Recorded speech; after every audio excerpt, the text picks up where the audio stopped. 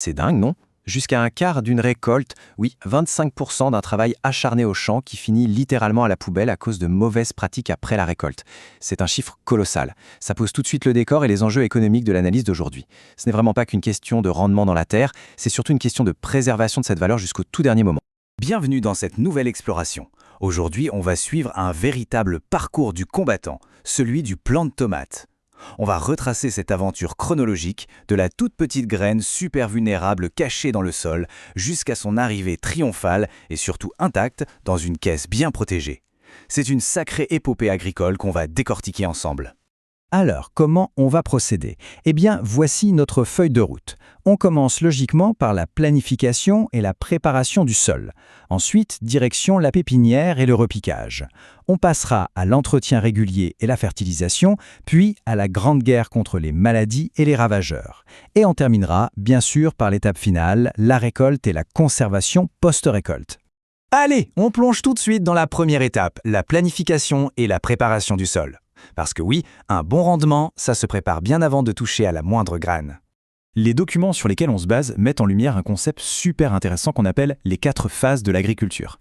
L'idée, c'est vraiment de ne pas brûler les étapes.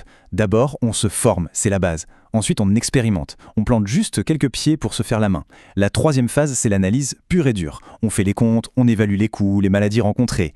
Et si et seulement si on maîtrise tout le processus, on passe à la phase 4, l'expansion et la mécanisation. En fait, c'est du bon sens, mais c'est absolument crucial pour ne pas se planter. Et pourquoi cette préparation minutieuse est-elle si capitale en ce moment même? L'actualité récente au Sénégal montre une fenêtre d'opportunité incroyable. Des subventions gouvernementales ont littéralement fait fondre le coût des intrants. On parle d'un engrais fixé à un tarif unique de 1000 francs CFA, avec des engrais foliaires subventionnés à plus de 94% et les organiques à 90%. Enrichir son sol de manière optimale n'a jamais été aussi accessible. C'est vraiment le moment de foncer avec la bonne méthode. Ce qui nous amène directement à notre deuxième grande étape, la pépinière et le repiquage des plants. C'est le début de la vie, mais c'est aussi le moment de plus grande vulnérabilité face aux pathogènes. Concrètement, on est sur une méthode en 3 temps très précis. Temps 1, la pépinière. Les experts recommandent carrément de désinfecter la terre avec de l'eau bouillante, de la laisser refroidir, puis de semer bien sagement en lignes espacées de 15 cm. Temps 2, on prépare le grand terrain, avec un labour bien profond de 20 à 30 cm pour que l'eau puisse s'infiltrer sans problème. Et enfin, le temps 3, le grand saut, le repiquage. Ce moment du repiquage qu'on voit illustré ici, c'est vraiment un travail d'orfèvre. Il y a une règle absolue, ça doit toujours se faire l'après-midi à la fraîche. On prend la petite plantule qui fait environ 15 cm et on la garde impérativement avec sa motte de terre d'origine. C'est son bouclier. On la dépose ensuite délicatement dans un trou qu'on a pris soin de bien arroser avant. C'est le seul moyen de lui éviter un choc qui pourrait lui être fatal. 3e étape de notre parcours, l'entretien régulier et la fertilisation.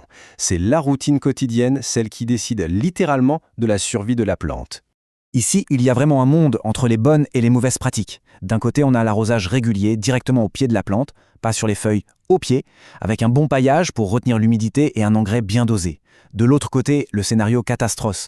On mouille le feuillage, on arrose de façon irrégulière, on gave la plante d'azote. Résultat, la plante stresse tellement qu'elle subit un enroulement physiologique. Ses feuilles s'enroulent sur elles-mêmes de manière super visible. C'est un vrai signal de détresse.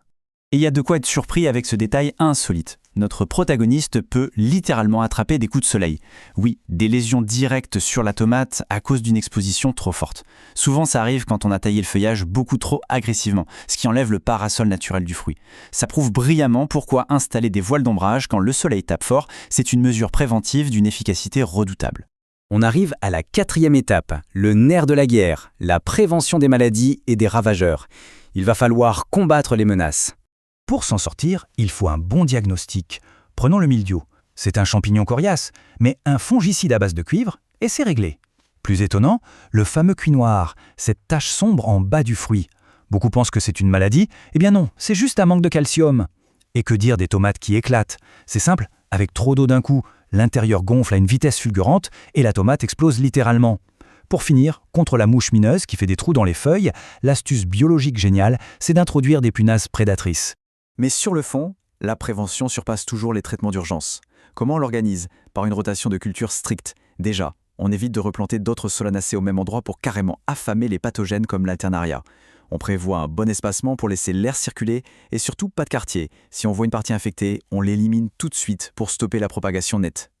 Et nous voici enfin à la 5e étape, le grand climax agricole, la récolte et la conservation.